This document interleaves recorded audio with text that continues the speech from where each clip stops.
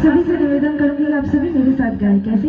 हो माता रानी की जय, दोनों हाथ ऊपर करके गाएंगे। कैसे? हो माता रानी की, हो माता रानी की, इधर बोले नहीं गा रही। कैसे? हो माता रानी की